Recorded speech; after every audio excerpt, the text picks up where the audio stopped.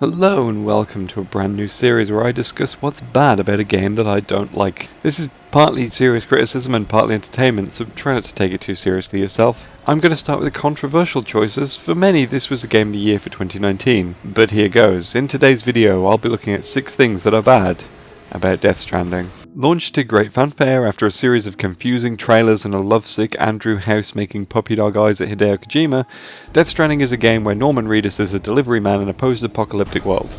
It's a world where a deadly event has occurred across the globe, everyone is confined to their homes, and delivery porters brave their lives in this new hellscape to ensure everyone gets their supplies. It is, quite frankly, a little unbelievable that such a world would exist, and...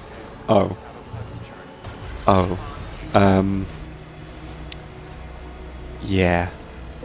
Anyway, I did my best to like Death Stranding. I've enjoyed Kojima's past nonsense with Metal Gear, so I was ready for whatever he planned with Reedus and the Fetus. And then, I didn't enjoy it in the long run. I tried, I pushed on, I persevered, but eventually the game became a slog and I never wanted to look at it ever again. And now, here I am looking at it again, just to amuse you all. You're welcome. Here's what I didn't like about Death Stranding. Hideo Kojima has made some excellent games. Let me get that right out of the gate. Many of his characters have been larger-than-life supervillains or action heroes, and they've been great. But he's also managed to make characters as nuanced and interesting as the boss in MGS3 as well. So it's kind of disappointing that Death Stranding's cast is completely devoid of personality. Guillermo del Toro, Bruce Willis, Blue is the Warmest Colour, The Bionic Woman, Mama Don't Preach, Cardiovascular Man, the world's worst superhero. They all exist to spew exposition at Norman Reedus, and that's it. That's their personality. Pan's Labyrinth here likes to tell you about babies. Bionic Woman reminds you of your objective, and Bruce Willis just calls you all the time. Sam. But aside from that specific thing that they tell you about, none of these people are characters. They are information terminals on legs. And your delivery clients? Not much better. Most of them exist to pat Norman Reedus on the head and tell him what a good boy he is, and so it's kind of hard to get invested in the whole bringing people together narrative when everyone in the game feels so abnormally inhuman. Sam. Stop that. Not that Norman Reedus is much better, as he mostly grunts and stares blankly at everything around him. His personality trait is that he doesn't like to be touched, and that's about it. And that doesn't make you special, Reedus. None of us can touch each other anymore, so now you need a new thing. God damn it. Hideo Kojima has filled this game with tons of his celebrity friends, which results in cameos across the board. We have Junji Ito, we have Conan O'Brien, we have lots of people. But this gets jarring when those people don't voice themselves, and that's how we end up with this guy. Gamers are like tens of millions of people strong around the world. Sounding like this. Hello everyone, and welcome to tonight's episode of Critical Role, where a bunch of us nerdy-ass voice actors sit around and play Dungeons & Dragons. But this comes to a head for me personally as a fan of Space, to the Cornetto trilogy, and Scott Pilgrim vs. the World. Edgar Wright, the director of all of these things, turns up as one character. This is him. So you made it.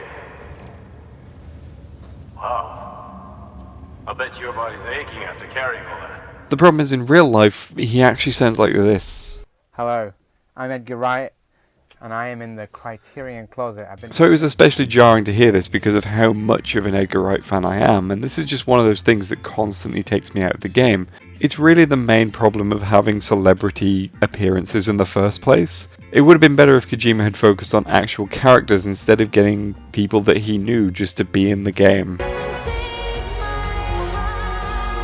The term walking simulator gets thrown around a lot, but Death Stranding is very much a walking simulator, right down to Reedus having to control his balance and weight distribution, which most games do away with in the sake of fun, but no, Kojima has to simulate everything so that you'll also feel like you've walked 500 miles and are dreading the next 500 more. And Norman Reedus just keeps falling over a lot, or coming close to falling over, or leaning over heavily, or just generally being a pain in the ass to control.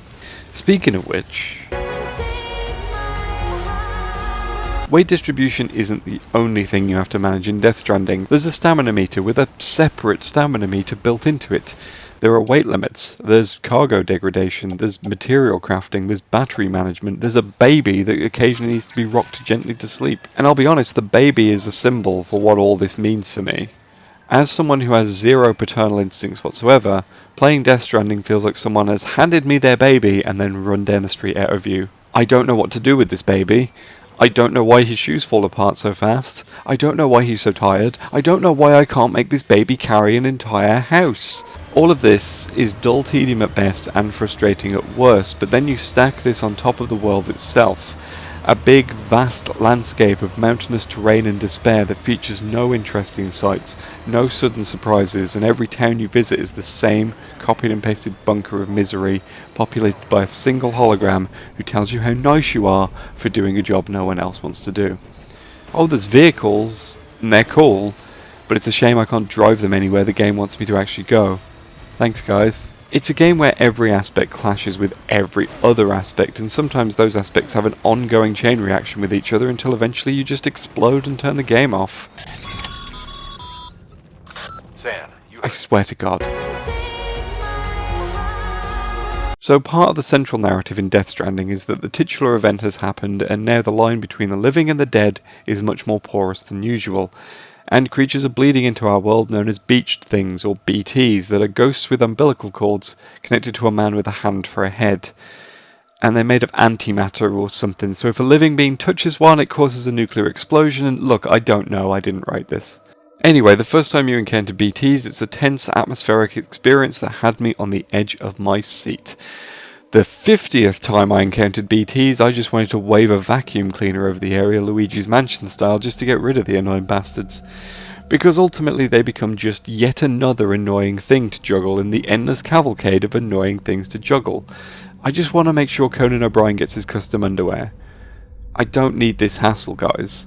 Please, stop. And oh, the rain is degrading everything I have as well. That's great. Just, you know.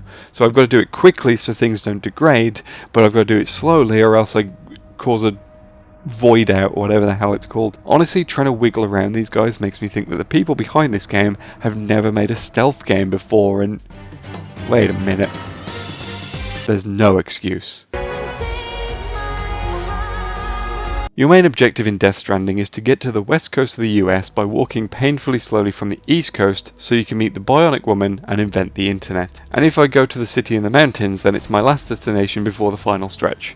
Excellent. Except the mountain city doesn't want to talk to me. So now I have to trek the long way around all the way back through the mountains to fetch Glass's mom and then drag her all the way back the same way I came. Can I go to the final stretch now? No, now you must traipse through the mountains, including through blinding snowstorms, to speak to more generic preppers. That just kind of drags the game out a little bit more. Anyway, we've done all that, can I move on now? Of course not, Captain Planet's lamest sidekick wants to meet me, so now I've got to pay him a visit. Is that it? No, now I've got to go fetch some fossils. Why? Because we asked you to. Absolutely not, no. This pacing, it hurts. The game is endless busy work with no end in sight, no reward for continuing through the world and the story, there's no purpose, there's no fun. I never played beyond this point in the game, and I have no intention of ever doing so. Death Stranding had potential, and proceeded to squander all of it. The story is nonsense, the world is boring, the gameplay is a snarl of irritation, and all the weird shit in the trailers ultimately means nothing. And that, my friends, is why Death Stranding is bad. It's a nice Church's theme song, though. I'll give it that. Sam, Right. you heard it. That's it.